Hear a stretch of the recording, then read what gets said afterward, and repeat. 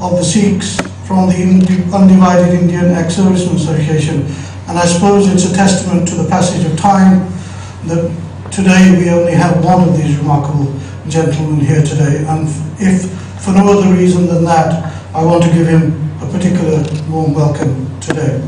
Many others here, Major General Peter Curry, a long-standing friend, Major General Peter Davis, and many more. I won't have time to mention everybody by name, but you're all very welcome today. It's always difficult, I suspect, welcoming somebody to their own home, but that's precisely what I need to do to Sir Francis Richards, who's the incoming Chairman of Trustees of the Imperial War Museum. I suppose it's also a testament to the durability of our relationship with the Imperial War Museum, that since we started this lecture series, I think he's the second chairman and we're on our second Director General, but either say something about their durability or about our durability. I'll leave you to draw the conclusions yourself. Sir Francis takes over as the Chairman of Imperial War Museum Trustees from Air Chief Marshal Sir Peter Squire on the 19th of December. I was delighted to see in the briefing notes that he actually has a Sikh regimental connection in his family. So for that reason, in particular, we're very happy to welcome him here today. Sir Francis is a distinguished retired diplomat. He's held many positions in British missions around the world, including New Delhi, Moscow, Windhoek, where he was the High Commissioner. His final posting was as Governor and Commander-in-Chief of Gibraltar, having previously served as Director of GCHQ and Deputy Under Secretary of State at the Foreign and Commonwealth Office. He has been a trustee of the IWM since 2006 and Deputy Chairman for the past 2 years. So therefore it's a great pleasure to welcome him to his first Portraits of Courage lecture. Ladies and gentlemen, Sir Francis Richards.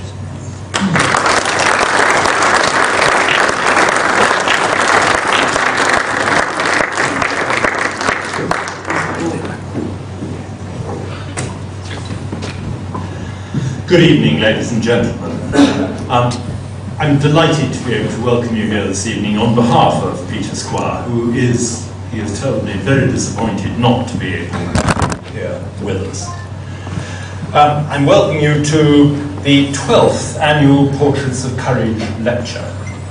As you know, this forms part of the Anglo Sikh Heritage Trail, with which it is a great privilege for this museum to be involved. We are both a British and a Commonwealth institution, and in both capacities we mind about educating a rising generation, which includes a substantial proportion of British children of Sikh origin, in the proud history that we share, and teaching them to take the same pride in it that the past generation has. Remarkably, this is the 12th Portraits of Courage lecture. I'm not aware of any other regular event in the IWM's history, apart from possibly the Duxford Air Shows, that have shown quite such longevity. Each year, the lectures have examined one specific aspect of over 160 years of shared Anglo-Sikh military history, and their success is testament both to the continued level of interest in this subject and of the vast range of topics that can be chosen as a basis for lectures. The story of the Brotherhood in Arms of British and Sikh regiments in the years since the Second Anglo-Sikh War is a remarkable one, and apart from the Gurkhas, probably no martial people has commanded quite the same level of respect and affection in the British military community.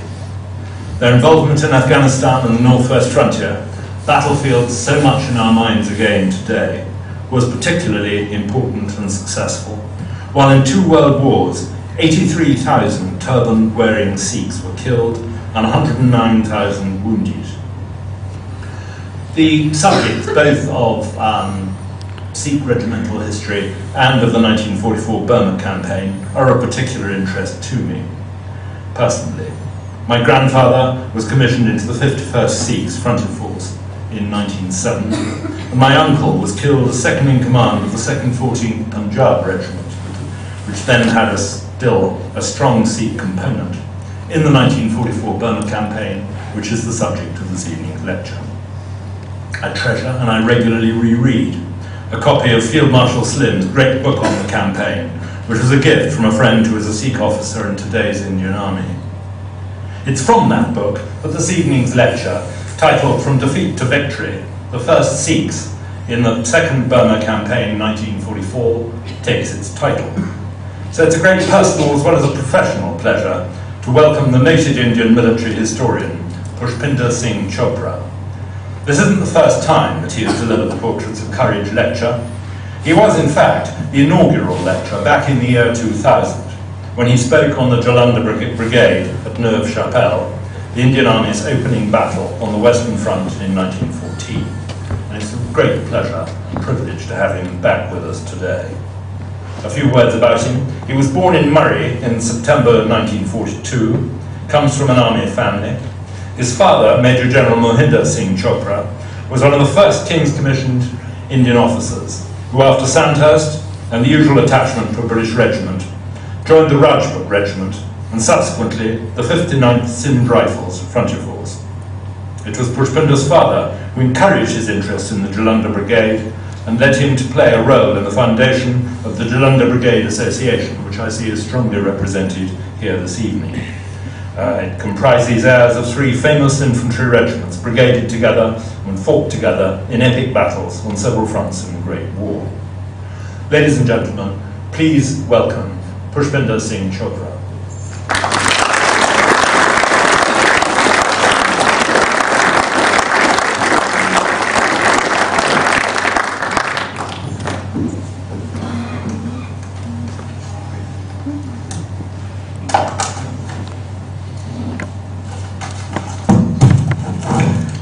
With that kind of introduction, I think I have really a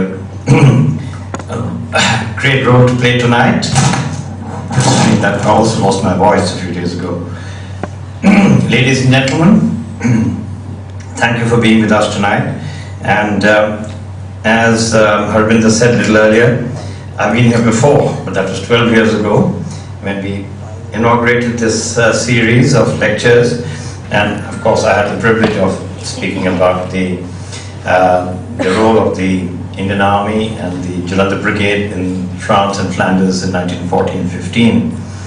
And it's a great pleasure for me tonight to have in the audience General Peter Davies, the President of the Jalandhar Brigade Association, and some of his colleagues. And before I go further, this lecture is about the next war, the Second World War, and the Burma Campaign.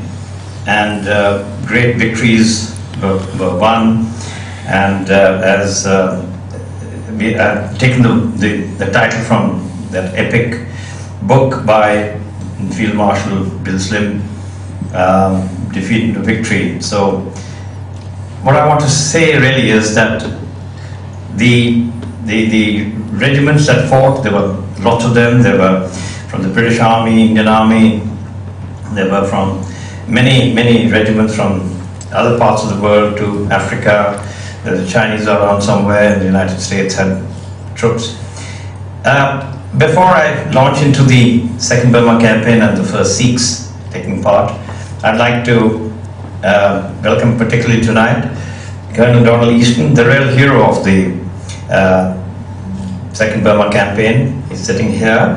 He commanded the company of the 4th Royal West Kents. They rushed into battle to defend Kohima Ridge when the Japanese were coming down from an unknown path. And thank you very much, Donald, for being with us tonight. Okay, so everybody knows about the forgotten army, already forgotten. It's been revived, and all of us are here to recollect those incredible years. I was hoping that Lord Slim would be here tonight, the son of the Field Marshal, but I believe he is elsewhere. Bill Slim, before we go further, is of course a legend in the Indian Army. He was from the Gurkhas. He started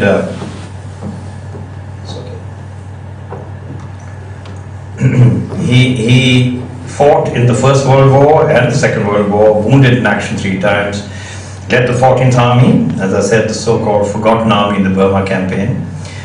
Retired after the war, he became the Governor-General of Australia, and of course, when India became independent and Pakistan was formed, both the countries, India and Pakistan, requested the His Majesty's government that he should be the Commander-in-Chief. Well, he didn't. He ended up with the railways. The first Sikhs, we talked about Gallipoli. The first Sikhs actually were then known as the 14th Firozpur Sikhs, who were formed in 1846 and became part of the Sikh Regiment as 1st Battalion after the reorganization of the Indian Army in 1921-1922. It's a great battalion. It's probably got the highest number of sort of decorations, in gallantry decorations in the Indian Army, both pre and post 1947. And I had the privilege of meeting with them. They're now part of the Mechanized Infantry Regiment of the Indian Army. They lost their title of the first Sikhs. They're now 4th Mech Infantry Sikhs, but they haven't lost any of their sheen or their fighting spirit. But here I am to talk to you tonight about that battalion's role in the Second Burma Campaign. But we first begin with the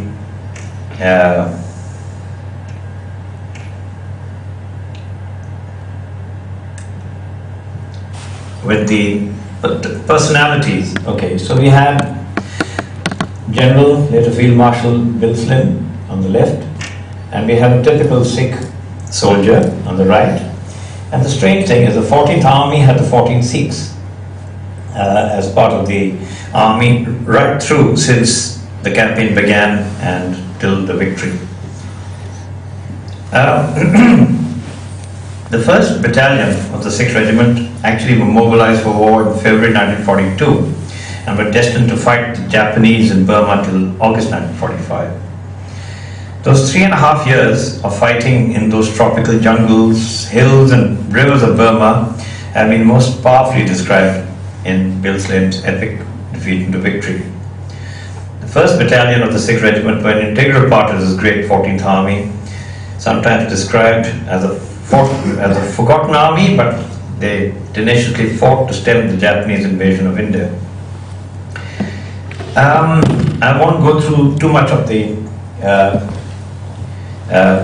detail about how they were re-equipped to fight. The Italians in East Africa ended up fighting Japanese in Burma, but they arrived in Rangoon when it was devastated and deserted, and the battalion arrived in March 1942 and as part of the 17th Indian Division, which was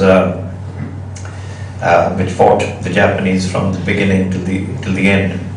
In fact, the 17th Indian Division was commanded by another Sikh officer from the 14th Sikhs, in fact, Major General John Smythe, who won the Victoria Cross at Ypres in the Great War. The 1st Sikhs were now actually also part of a brigade which was under another officer of the 6th Regiment, Savory, who had earlier commanded the 11th Indian Brigade in the North African desert. And so it was an all Sikh affair, so to speak. Now, the Sikhs were rushed into battle to clear a roadblock which the 7th Armored Brigade had failed to clear. But General Alexander said, I want them there. The 1st Sikhs undertook this phase alone, notwithstanding loss of an element of surprise, and they were being strafed and bombed from the air for nearly an hour. So they then decided, well, this is enough of this, and they did what they were best known at. So 600 Sikh bayonets were launched against the Japanese, who were routed, and they were pursued for miles. The roadblock was cleared, but at a cost of very heavy casualties, the battalion then being reduced to only 350 men. The withdrawal of the 15th Corps was taking place along the Irrawaddy River and the Sitang Valley. Unfortunately, the Chinese army there had virtually given up. They were ineffective. So the 17th Indian Division, although more, was still continuing to pull back in some order. And in the bargain, they lengthened the Japanese lines of communication. The forward battalions of one of the brigades was overrun, so 63 Brigade had to readjust their position. The entire force was in retreat. This is the retreat part, the defeat part of the talk. But the Sikhs were selected to picket the heights, which they did, while others hesitated to do so, owing to what they called was a frightful condition. The Sikhs were praised for their fitness and willingness to do what others would not, which was great tonic, all right. And on the preceding day, its morale high, the battalion marched 62 miles in 53 hours. And so on. The task was completed by the end of April, and the battalion moved to crossing the bridge. It's unpronounceable, Mintingi or something. And then they reached the famous Awa Bridge. Now this is a rather strange map, but that's the best I could do. It shows the retreat from Burma, the relentless pursuit by the Japanese, and the Burma Corps, that is the 17th Division and the 1st Burma Division, retreating in some order. I come to the bridge, the famous Awa Bridge over the Irrawaddy, the southern approach to Mandalay.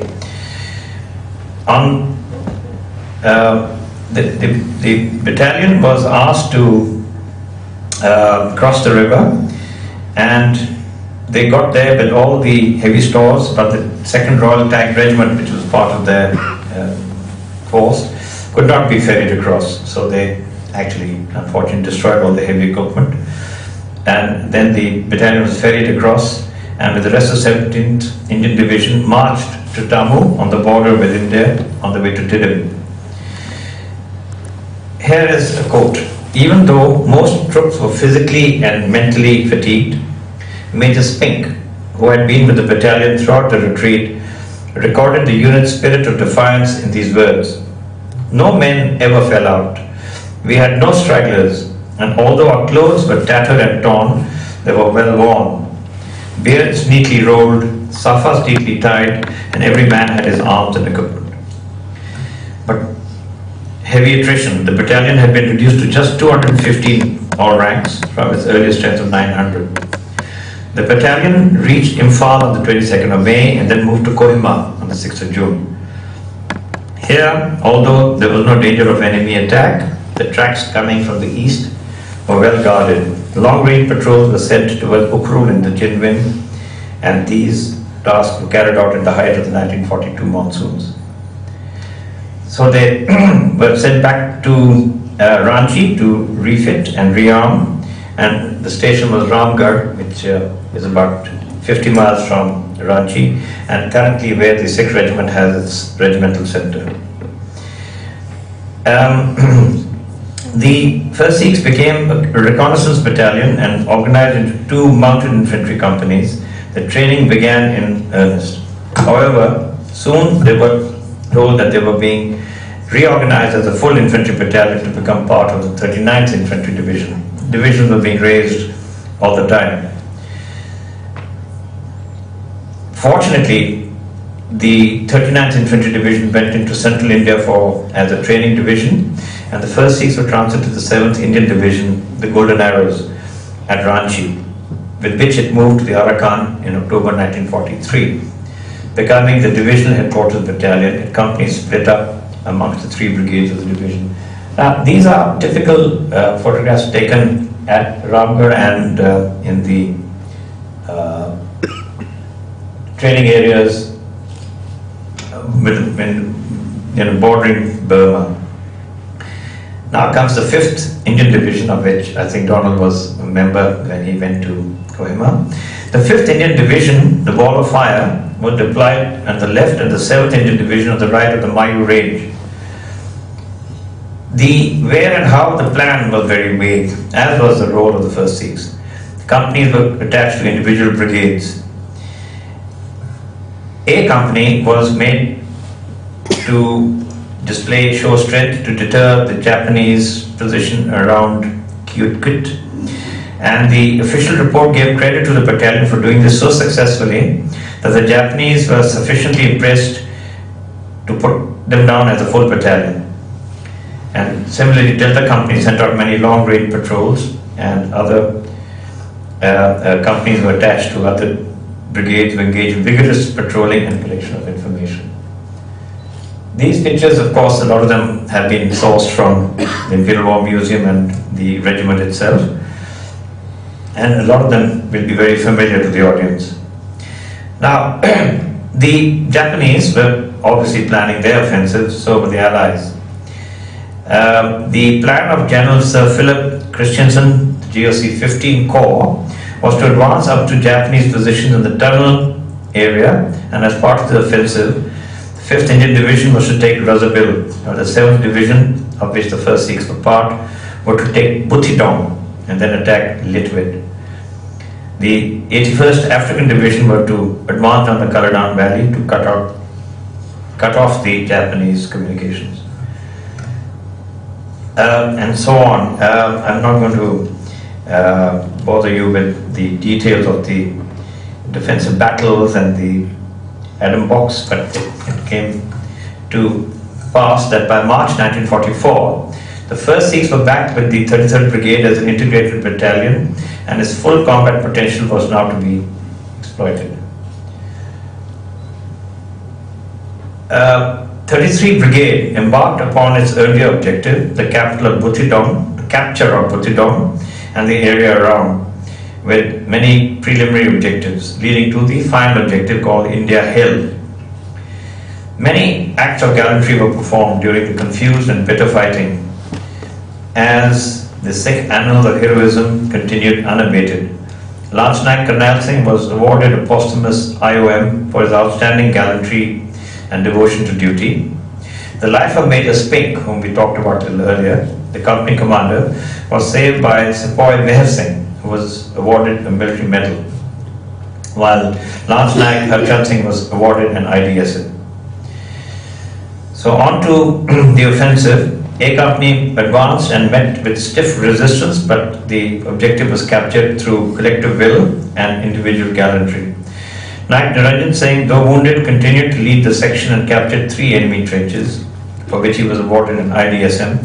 Mukhtiar Singh charged another hill single-handed, firing his Bren gun and killing many of the Japanese. He was posthumously awarded an IOM. This military medal was also awarded to Sepoy Karam Singh, and an IDSM went to Sepoy Charan Singh. The next objective was astride in the west, just short of Butithang, where the enemy had constructed bunkers on both sides of the Mangdao-Butithang road. On the 11th March, the 1st Battalion, supported by tanks, artillery and air support, attacked astride. Intensive tank and machine gun fire continued to deafen and completely overwhelm the sound of close air support, tanks and artillery barrages. I think I've gone ahead. Amidst resounding Jaikaras, the Sikh war cry, the Sikhs charged and captured the enemy position, which enabled the 4th Battalion 8 Gurkhas to clear the rest of the eastern face of Butithang. In fact, now this is the action area in the Arakan which took place. In the battle for Butithang, one of the hill features which came to be known as India Hill was left occupied, which the Japanese were quick to exploit. Characteristically, they dug in fast and began to interfere with troops of the feature astride. Major John Brough, the company commander, was ordered to silence the post and deputed a platoon to capture it. This has been well described by Colonel Birdwood in his post-action report. The platoon moved up to the assault, with Nan Singh section leading the charge. The only possible approach onto the hill followed a narrow track reaching to the enemy position. It was along this track that Nan Singh led his section. Reaching the crest, The section came under heavy machine gun fire and every man was knocked over, either killed or wounded. Nonetheless, Naik Nan Singh dashed forward alone under intense fire at point blank range without hesitation and captured the trench after killing the occupants with a bayonet. Close by was another trench. Under continuous heavy fire, Naik Nan Singh charged at it. He was again wounded by a grenade and knocked down, but he hurled himself into the trench, again killing the occupants with the bayonet. He moved on again and captured a third trench, still single-handed. With the capture of the third trench, the enemy fire ceased. Naik Nan Singh's encounter had taken a little time, and the remainder of the platoon, checked for the moment by the sudden heavy fire as it had reached the crest, now moved up and captured remainder of the position, killing with the bayonet and grenade 37 of the 40 Japanese who had been holding it. Naik Nan Singh's part in this brief but incredible action, his splendid resolution and utter disregard for his life were fittingly recognized by an immediate award of the Victoria Cross. Major John Brough was awarded the DSO and Jamadar Meher Singh, the platoon commander in IOM. Others won IDSMs. After spending some days at Butidam, the battalion moved into the Atom Box area where surprisingly about 100 Japanese troops were still occupying a position on the three hills overlooking its eastern entrance. Fighting carried on, more awards. First Sikhs then moved to Tong Bazaar on the night of 8th April and were reverted to 89 Brigade. Orders were now issued for it to return to India. But on the 26th, these were rescinded and the battalion were again airlifted into quarters of commandos to Imphal with the rest of the brigade as part of the 5th Indian Division. There was, true to tradition, first an ardas where the troops had assembled. When the battalion arrived at Imphal, the task given was to eject the Japanese from the Kanglar Tobi feature, with the brigade to attack the ridge line between Turel and Tingsal, including Kanglar Tobi. Strange Japanese names. A company passed through the forward localities and seized the ridge between Tingsal and Ekwan, whose task on reaching its objective was to divert the Japanese attention from the main attack, prevent a withdrawal if possible. So through thick jungle, this is not jungle, but I'll come to that. Over formidable nalas, A company reached its objective by dawn and dug in, but the Japanese attacked in broad daylight, which was repulsed after heavy losses, leaving 31 dead on the ground. Their own casualties were very heavy too, with 13 killed and 14 wounded. The following day, the Japanese were repulsed again. Both enemy and sea casualties were very heavy. 72 casualties out of a total strength of 120 on an independent mission in the teeth of the enemy naturally generated anxiety at battalion headquarters. However, the success of A Company was immediately recognized. Havildar Major Sampuran Singh was awarded a posthumous IOM. Major R.J. Adams, the company commander, received the Military Cross. IDSMs were awarded to Sepoy Bhag Singh and Arjun Singh, while Mukund Singh, Radha Singh, Harjan Singh and Sardar Singh received gallantry certificates. The award of Victoria Cross to Nan Singh and the continued excellence in performance of the battalion, the Arakan and Imphal had so impressed General Bill Slim that he told General Savory that he regarded the 1st Sikhs and the 1st 4th Gurkhas as the best two units amongst the entire 14th Army. Further action followed and is carrying on and on up to the end of June 1944, but more awards were forthcoming.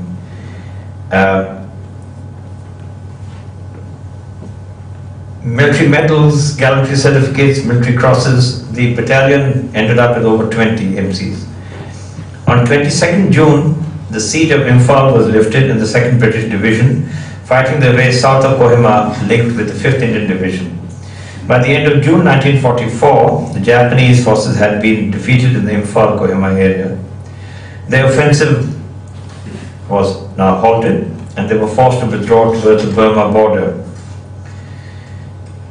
while the 5th Indian Division pursued them down the Tiddim Road.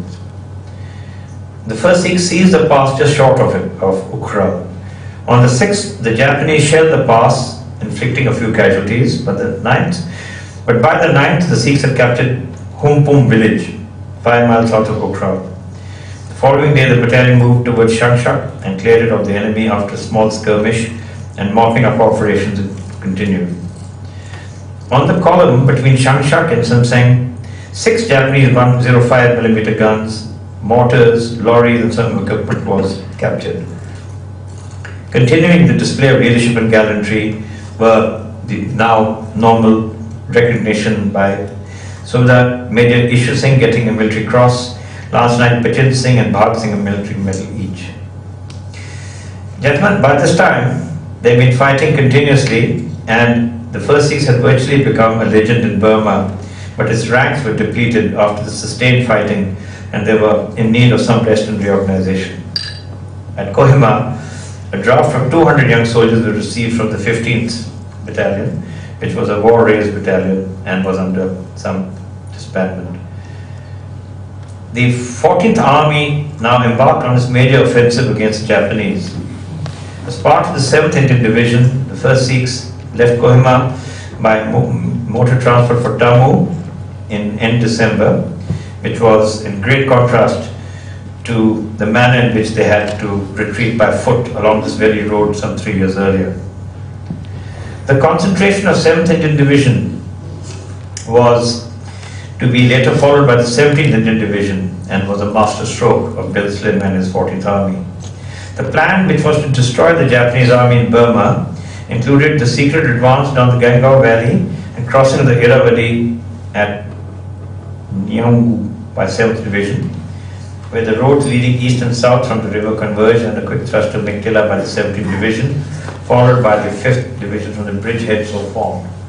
So we are getting there now, and here are first Sikhs being transported by river transport.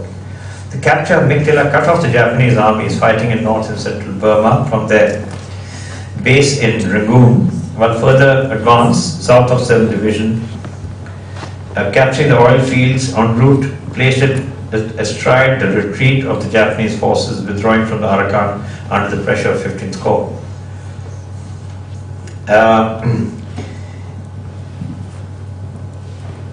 The 17th Division moved on and so on, and the 89th Brigade with mountain artillery was set off on a left hook south of Gongor between Maitha and Chinwin. And so relentlessly this moved forward. By 29th of January 1945, the first Sikhs had captured Sinthe and helped to construct an airstrip from where, which served as an airhead for the Irrawaddy crossing. That's the Irrawaddy. And if you recognize some of the pagodas at the back, they're heading towards Pagan. The first Sikhs had not been given the prime task, and so had to improvise crossing the river in their own manner. Local boatsmen were employed and handsomely paid for, and the first shadow patrol crossed over on the 11th February to invest the banks of the ethereal Buddhist town of Pagan, which was found unoccupied. The patrol stayed on, looking in search of the enemy, but reported no presence of them around the banks. The battalion then built up on an island and launched itself across the river.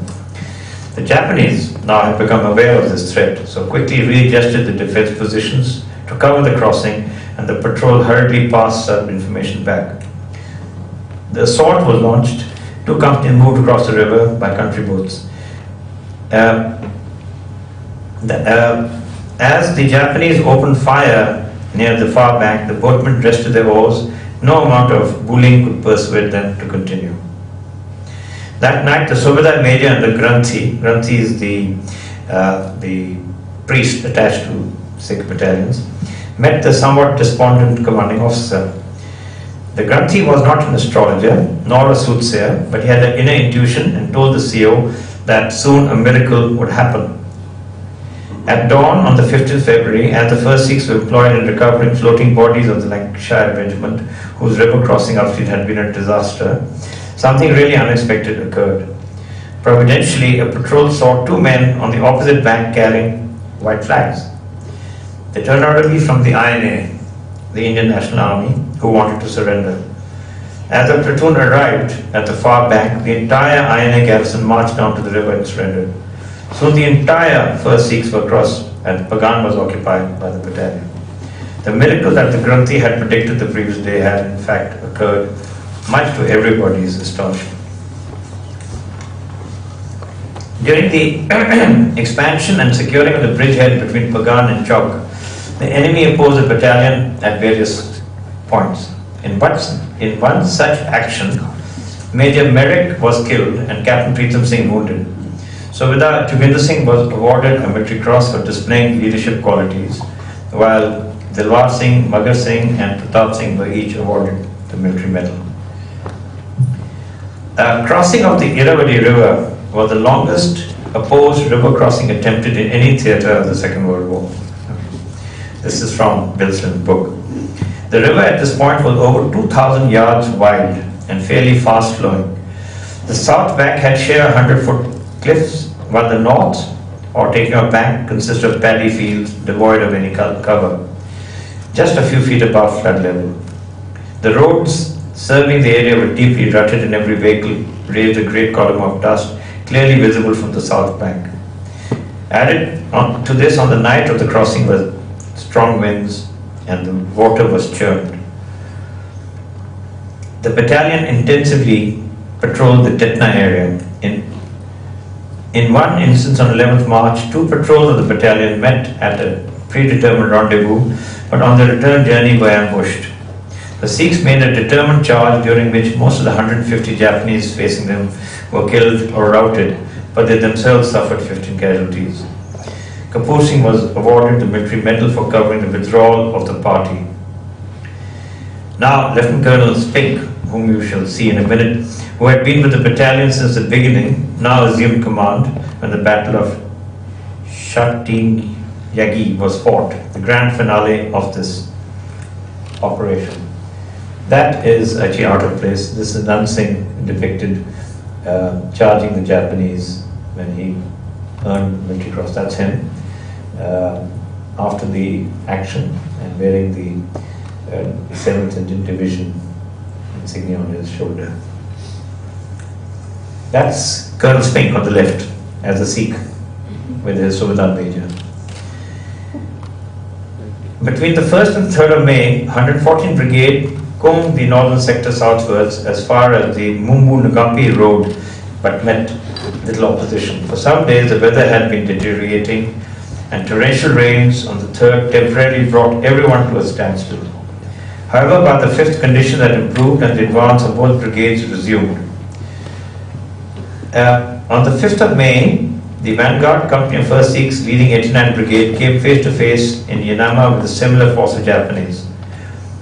Quickly reacting, the Sikhs charged with blazing brain guns and scattered the Japanese, killing 21 and taking a prisoner. I've jumped a bit. From these two actions, it seemed as though 89th Brigade had arrived in time to cut the line of retreat of the Japanese forces reported at Padang. Finally, Rangoon was entered on the 15th of June 1945, 39 months after the retreat had begun. So it was victory. The victor had become the vanquished. The tables had turned. A composite battalion made up of contingents from all those of the 7th Indian Division, including men from the 1st Sikhs, commanded by Lieutenant Colonel Spink, took part in the victory parade, where Admiral Lord Louis Mountbatten, the Supreme Allied Commander, took the salute. This is the AWK, General AWK, meeting the troops, including the Sikhs from the 7th Division. The war, however, finally came to an end only after yet another battle on the river Satang. If you remember, the Satang had been mentioned earlier during the retreat when the 17th Indian Division had to cross, and one brigade got left behind after the bridge was blown.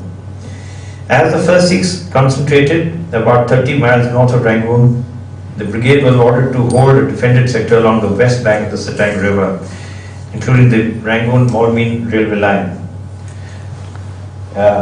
This Churchill, wrong sector. That's the walk again. The brigade was given responsibility of preventing the Japanese from crossing the Satang in the role of either exfiltrating their forces from the Pegu Yoma or resuming an offensive. On the 3rd of July 1945, in what was their last fling, the Japanese attacked from the north, northeast and southeast and maintained pressure till the next morning. When having achieved no success, they withdrew. Their losses amounted to 120. Known as the Battle of the Wind, the fighting continued to the night of the 7th of July and the morning after, and continued for over 72 hours. Morale of the men remained high, although casualties were beginning to pile up again, both among the Sikhs and the Gurkhas. In order to extricate the 4th, 8th Gurkhas and the 4th, 15th Punjab, formed a corridor from the first Sikh position to a rendezvous to act as a rear guard while it withdrew down the corridor, and close air support was flown by Royal Indian Air Force Hurricanes. The Japanese, fighting tenaciously till the very last, once again demonstrated that they remained formidable foes. Still, by 15th of July, the first Sikhs had moved to Hilgu, about 30 miles northeast of Rangoon, for a refit, and then moved to Devon to protect the Rangoon-Pegu railway line.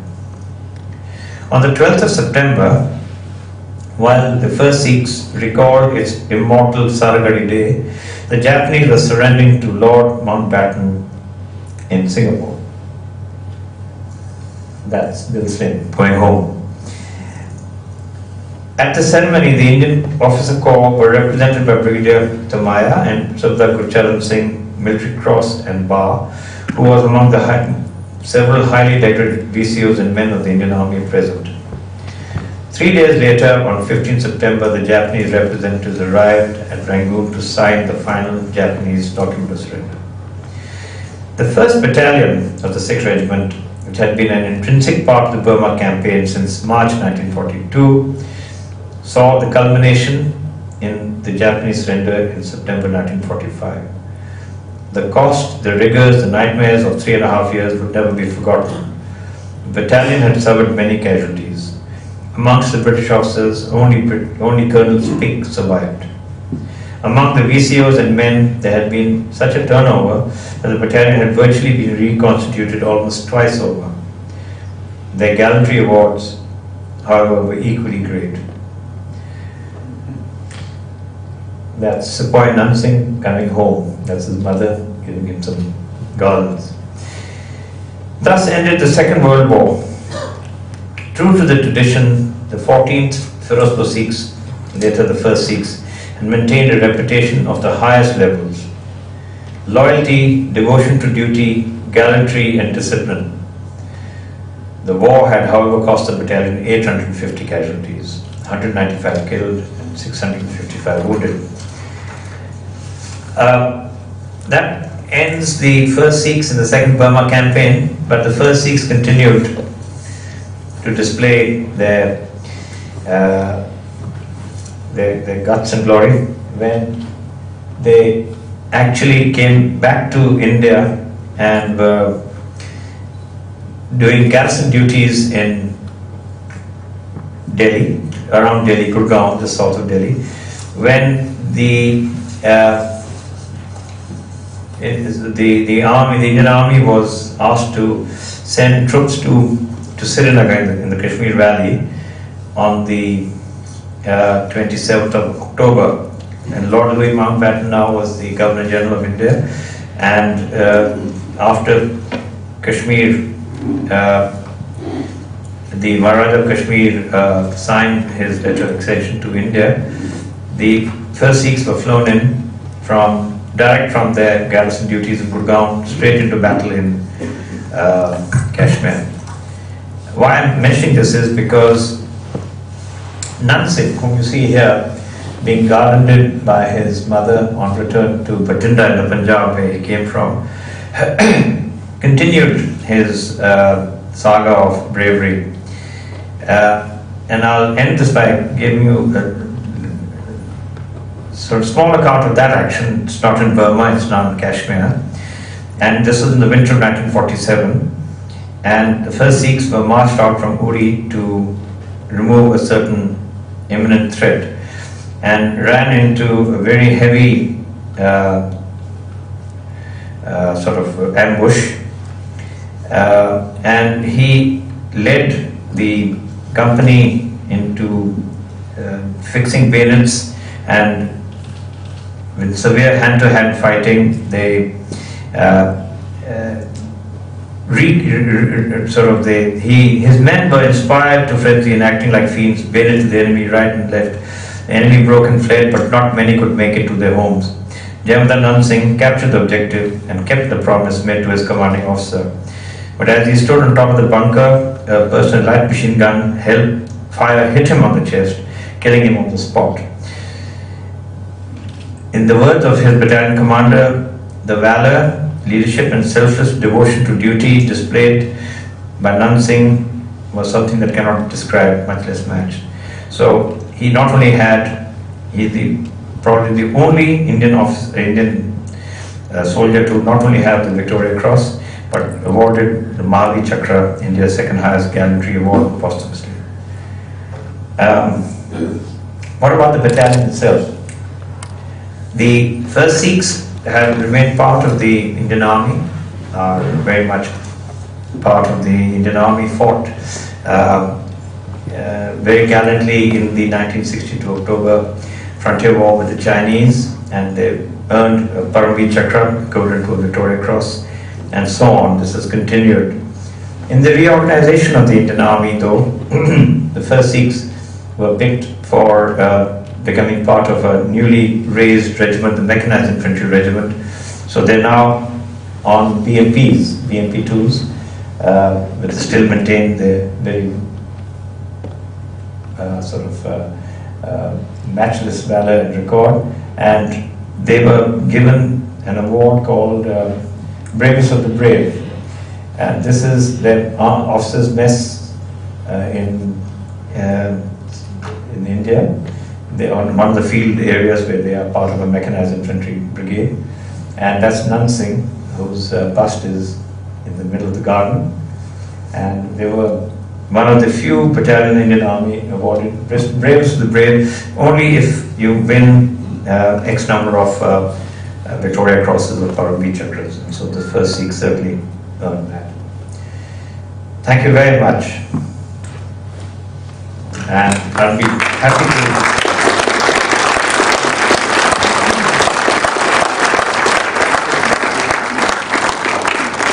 take any questions if there are any.